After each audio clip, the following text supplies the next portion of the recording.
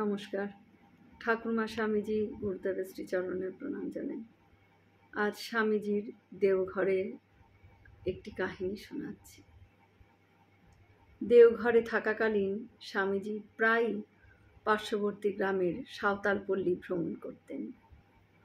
তিনি বলেছিলেন, এই সাঁওতালরাই এদেশের আদি অধিবাসী এবং এরা সরল, সৎ এবং উদার। মুনিয়া মাঝির কথা মনে পড়ে প্রায়। প্রিয়বাবুর আনন্দ কুটিরে, যেখানে স্বামীজি এসে থাকতেন। কাজ করত মুন্না সাঁওতাল আর তার স্ত্রী ঝরি সাঁওতাল।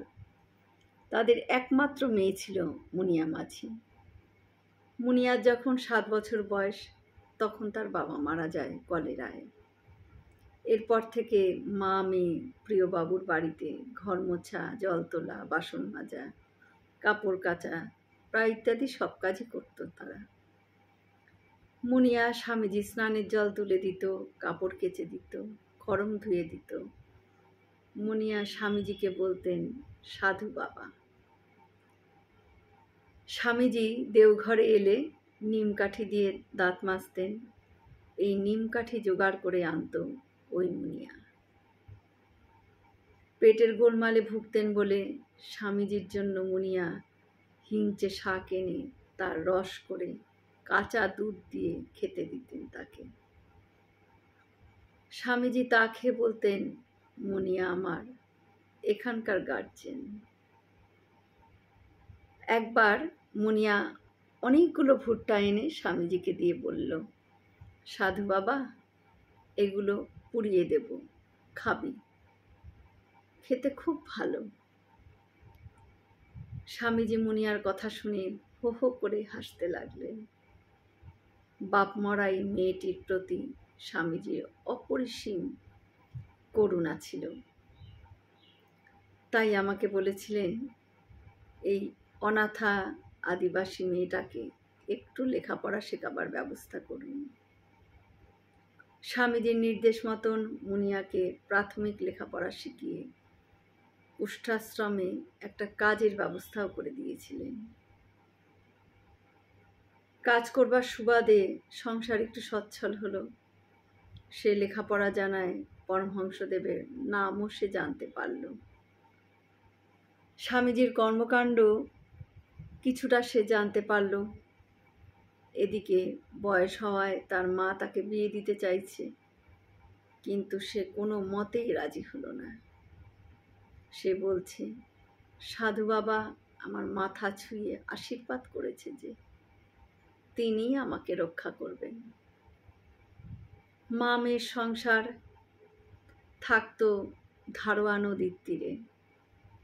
স্বামীজির প্রাণের সংবাদ পেয়ে মুনিয়া খুব কেঁদেছিল। এরপর যখন 20-22 বছর বয়স তার, মুনিয়া মারণ রোগে পড়ল। সংবাদ পেয়ে তাদের বাড়ি ছুটলাম আমি। পাড়াতে পৌঁছেই কান্নার রোল শুনে বুকটা ধড়াস করে উঠল। শুনলাম মুনিয়া আজই আমাদের ছেড়ে চলে গেছে। বাড়িতে গিয়ে দেখি দাওয়ার চেটায়ের ওপর মুনিয়া চির ঘুমিয়ে আছে। তার মাথার কাছে একজোড়া খড়ম। জিজ্ঞাসা করলাম, ওর মাথার কাছে খড়ম জোড়া কেন?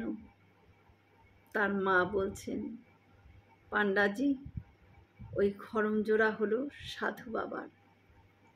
পূজা করার লেগে মুনিয়া বাবুর কাছ থেকে চেয়ে নিয়েছিল। অসুখের সময় বলেছিল, মারে, তুই সাধু বাবার খড়ম দুটো মাথায় ঠেকিয়ে আমার কাছে রাখিস মা, সাধু বাবা এসে পড়বে। এ কথা বলে মুনিয়ার মা কান্নায় ভেঙে পড়লেন। স্বামীজি মুনিয়ার মাথায় হাত রেখে আশীর্বাদ করেছিলেন। মুনিয়াও নিশ্চিত স্বামীজির আশীর্বাদ পেয়েছিল। জয়তু স্বামীজি।